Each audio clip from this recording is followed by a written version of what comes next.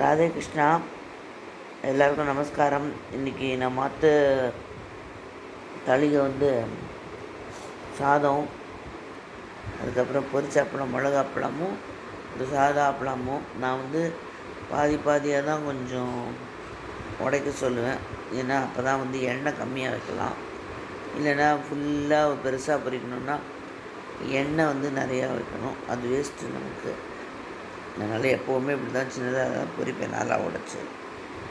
அதுக்கப்புறம் பொன்னாத்துலேருந்து தான் இந்த முருங்கைக்காய் வத்த குழம்பு பண்ணி கொடுத்துருக்கா. அதுக்கப்புறம் சாலடு,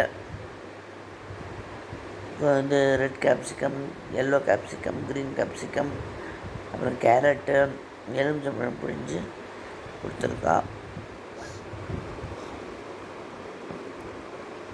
அப்புறம் கொஞ்சம் மோர் சாதம், ஊறுகாய்.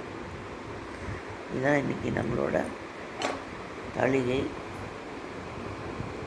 சாதம், அப்பளம், வத்தக்குழம்பு, முருங்கைக்காய் வத்தக்குழம்பு,